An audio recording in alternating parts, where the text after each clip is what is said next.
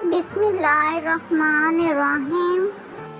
ہم آپ کو ایک اونٹ کا نبی کریم صلی اللہ علیہ وسلم کے ساتھ گفتگو کا ایک بہت ہی درد بھرا واقعہ سنائیں گے۔ حضرت تمیم داری رضی اللہ تعالیٰ عنہ بیان کرتے ہیں، ایک دن ہم حضور صلی اللہ علیہ وسلم کی بارگاہ اقدس میں حاضر تھے۔ ایک اونٹ اچانک بھاگتا ہوا آیا اور آپ صلی اللہ علیہ وسلم کے سر انور کے پاس آ کر کھڑا ہو گیا، ایسے کان میں کوئی بات کہہ رہا ہو۔ آپ صلی اللہ علیہ وسلم نے فرمایا، اے اونٹ پرسکون ہو جا، اگر تو سچا ہے تو تیرا سچ تجھے فائدہ دے گا، لیکن اگر تو جھوٹا ہے تو تجھے اس جھوٹ کی سزا ملے گی۔ بے شک جو ہماری پناہ میں آ جاتا ہے اللہ تعالیٰ بھی اس سے ایمان دے دیتا ہے، اور ہمارے دامن میں پناہ لینے والا کبھی نامراد نہیں ہوتا۔ ہم نے عرض کیا، یا رسول اللہ صلی اللہ علیہ وسلم، یہ اونٹ کیا کہتا ہے؟ آپ صلی اللہ علیہ وسلم نے فرمایا، اس اونٹ کے مالکوں نے اسے ذبح کر کے اس کا گوشت کھا لینے کا ارادہ کر لیا ہے، اور یہ ان کے پاس سے بھاگ آیا ہے، اور اس نے تمہارے نبی صلی اللہ علیہ وسلم سے مدد مانگی ہے۔ ہم سب ابھی اسی گفتگو میں مشغول تھے کہ اس اونٹ کے مالک بھاگتے ہوئے آئے۔ جب اونٹ نے ان کو آتے ہوئے دیکھا تو دوبارہ حضور صلی اللہ علیہ وسلم کے سر مبارک کے قریب ہو گیا اور آپ صلی اللہ علیہ وسلم کے پیچھے جھکنے لگا۔ اونٹ کے مالکوں نے عرض کیا، یا رسول اللہ صلی اللہ علیہ وسلم، ہمارا یہ اونٹ 3 دن سے ہمارے پاس سے بھاگا ہوا ہے اور آج یہ ہمیں آپ کی خدمت میں ملا ہے۔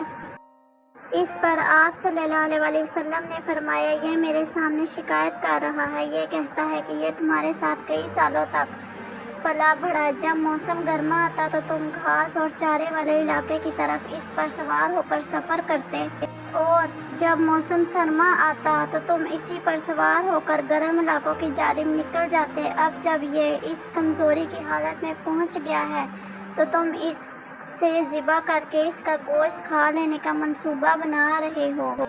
انہوں نے عرض کیا، خدا کی قسم یا رسول اللہ صلی اللہ علیہ وسلم، یہ بات بالکل اسی طرح ہے جیسے آپ نے بیان فرمائی ہے۔ اس پر حضور صلی اللہ علیہ وسلم نے فرمایا، ایک اچھے خدمت گزار اس کے مالکوں کی طرف سے کیا یہی جزا ہوتی ہے؟ وہ عرض گزار ہوئے، یا رسول اللہ صلی اللہ علیہ وسلم، اب ہم اسے نہ بیچیں گے اور نہ ہی اسے ذبح کریں گے۔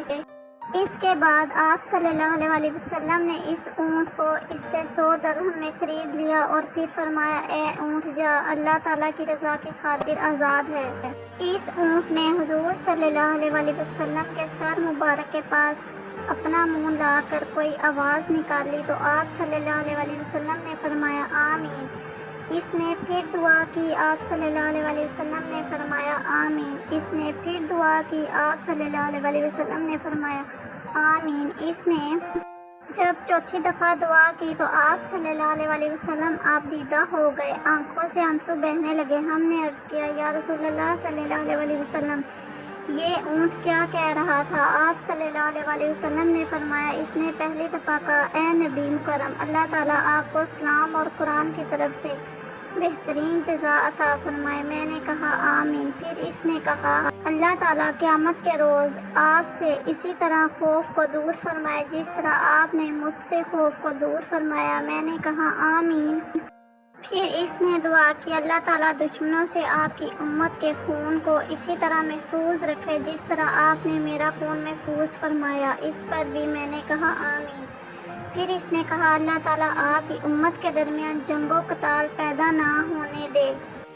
یہ سن کر مجھے رونا آ گیا، کیونکہ یہی دعائیں میں نے بھی اپنے رب سے مانگی تھی۔ اس نے پہلے 3 تو قبول فرما لی، لیکن اس نے آخری دعا سے منع فرما دیا۔ جبرائیل علیہ السلام نے مجھے اللہ تعالیٰ کی طرف سے خبر دی کہ میری امت آپس میں تلوار زنی سے فنا ہوگی، جو کچھ ہونے والا ہے اسے قلم لکھ چکا ہے۔